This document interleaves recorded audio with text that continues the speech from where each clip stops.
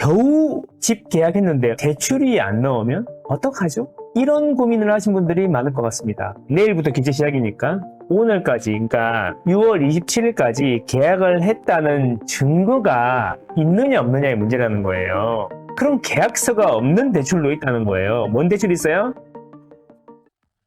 아파트는 망고쌤. 겨우 집 계약했는데, 어렵게 계약했는데 대출이 안 나오면 어떡하죠? 이런 고민을 하신 분들이 많을 것 같습니다. 자, 그래서 정확하게 알려드리도록 할게요. 자, 오늘까지 계약하신 분들은 구제해 준다라는 겁니다. 자, 그런데 그 Q&A에 보면 이런 게 나와요.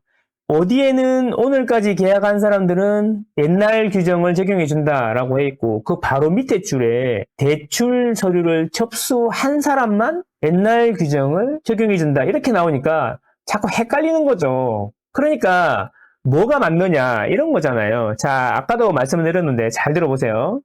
여러분이 내일부터 기재 시작이니까 오늘까지, 그러니까 6월 27일까지 계약을 했다는 증거가 있느냐 없느냐의 문제라는 거예요. 뭐냐면 내가 전세 대출을 받으려고 전세 계약을 했다든가 매매를 하려고 매매 계약을 했다든가 그러면 계약서가 남지 않습니까? 그러면 내가 6월 27일까지 계약을 하려는 의사가 있었다는 증거가 남아있잖아.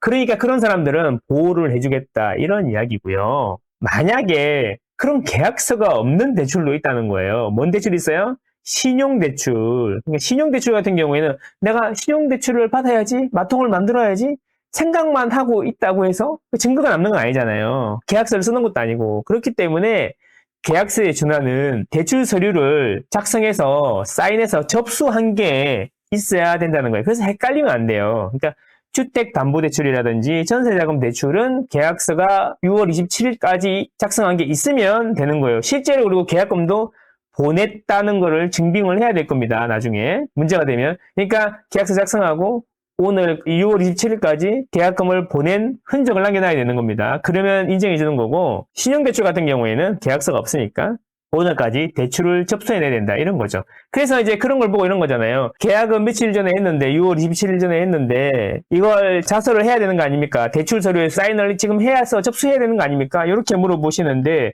또 이걸 또 연구를 한 거야. 뭔 연구를 했냐면은 내가 6월 달에 6월 27일 전에 계약을 하고 잔금은 9월 말로 하기로 했어. 9월 말로 하기로 했는데 그래서 서류를 접수하려고 왔더니 최대로 접수하는 게 2달 전이어야 된다라고 해갖고 자기는 이제 9월 말에 하기로 했으니까 7월 말에 접수해야 되는 거야. 그러면 이제 마음이 두근두근 하는 거지. 계약서는 써놨는데 접수해야 된다 그랬는데 접수를 7월 말에만 받아준다 그러니까 나는 대출 안 나오는 거 아니야? 이렇게 고민하시는데 그게 아니다라는 겁니다. 그래서 오늘까지만 계약서 있고 계약금 낸 게 있으면 된다라는 건데 또 질문 나오지. 그러면 분양권 어떻게 되는 겁니까? 아직 분양 계약도 안 했는데 이럴 수도 있잖아요. 그러면은 분양권은 6월 27일 전에 모집 공고가 떴으면 그걸로 인정해 주는 겁니다. 아시겠죠? 6월 27일 전에 분양 공고가 뜬 거를 했다 그러면은 중도금 대출할 때 옛날 규정을 적용해 준다 이런 이야기입니다. 자, 그리고 입주권은 그럼 어떻게 되는 겁니까? 입주권 같은 경우에는 분양 공고 이런 거 없잖아요. 이제 입주권은 이제 관리처분 인가가 나면 이주를 하는데 관리처분 인가는 6월 27일 전에 났는데 이주는 한참 뒤에 하거든. 1년 뒤에 할 수도 있고 2년 뒤에 할 수도 있는데 그렇게 되는 경우에도 똑같이 관리처분 인가일이 6월 27일 이전이고 본인이 입주권 승계 계약을 6월 27일 전에 하고 계약권까지 보내야 되는 거예요. 이해되겠어요? 관리처분 인가일이 6월 27일 전이어야 되고 본인이 계약도 6월 27일 전에 하고 그리고 계약권도 보내야 되는 거예요. 이렇게 정리가 되는 거예요. 그러면 옛날 규정을 적용해 준다. 관리처분 인가일이 6월 27일 전인데 내가 입주권 계약을 6월 27일 이후에 했다. 그러면 나중에 이주비가 안 나올 수도 있다. 이런 이야기예요. 이런 거 알고 계시면 좋습니다. 자, 이것도 궁금하겠네요. 소유권 이전 조건부 전세자금 대출 이게 뭐냐 이런 말씀이시잖아요.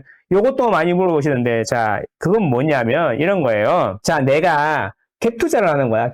갭투자는 실수요가 아니라 생각하는 거지. 그래서 보호 대상이 아니다. 규제 대상이다. 이렇게 보는 거예요. 내가 전세를 끼고 집을 사는 거야. 집을 사서 그러면 전 주인이 있겠죠. 전 주인이 있을 거고 내가 집을 사가지고 전세를 새로 놔서 잔금을 치는 거죠. 그러면 3자가 있는 거죠. 매도인이 있고 매수인이 있고 내가 매수인이야. 그리고 전세 세입자가 있는 거지. 그래서 10억인데 전세가 5억이야. 그래서 주인한테는 5억을 주고 새로 신규로 받는 전세 들어오는 사람의 돈 5억을 받아서 잔금을 하는 목적이죠.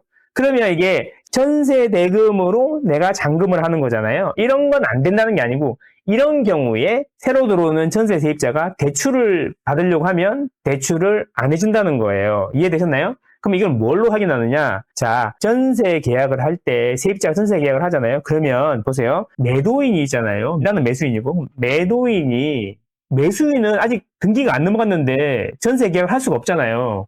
나는 집주인이 아닌데 매수인은 아직 집주인이 아닌데 전세 들어올 사람이랑 전세 계약을 할 수는 없잖아. 그렇죠? 그러니까 보통 이 어떠냐면은 전세 계약을 매도인하고 먼저 합니다. 일단 매도인하고 먼저 하고 그 다음에 내가 등기 치는 날 전세 잔금도 같이 받아갖고 등기를 치는 거죠. 그런 경우에 전세 들어오시는 분이 대출을 신청하면은 은행에서 대출을 안 해준다는 이야기예요. 그래서 그런 경우에는 전세 자금 대출을 안 받으시는 분을 찾아가지고 전세 세입자로 받아야 되는 거죠. 그러니까 아무래도 이제 좀 난이도가 있겠죠. 예, 그렇게 해보시면 됩니다. 이해하셨죠? 그래서 그런 경우에는 이제 요거는 그냥 피해가는 방법이 있어. 피해가는 방법이 많은데 이거 작년인가 나왔을 때도 여러 번 말씀드렸는데 피해가는 방법이 여러 가지가 있어요. 여러 가지가 있고 생각보다 조금만 생각해 보시면 피해가는 방법이 있습니다. 피해가는 방법을 알려달라고? 그러면 잔금 칠 때 주인이 안 바뀌면 되잖아요. 생각해 보세요. 잔금 칠 때 주인이 안 바뀌면 되잖아. 그러면 되잖아. 예를 들면 이거는 이제 이렇게 하라는 것도 아니고 그냥 제 상상이에요. 상상. 제 의견이에요. 무슨 이야기냐면은 주인을 전세 세입자로 앉히면 되잖아요. 그죠? 매도인을 전세 세입자로 앉히고 새로운 분을 구해서 내보내도 되잖아요. 그죠? 그런 거죠. 또는 들어오시는 분이 전세 자금 대출을 안 받으면 되는 거고요. 그죠? 그렇게 하면 되는 거죠? 간단한 거 아닙니까?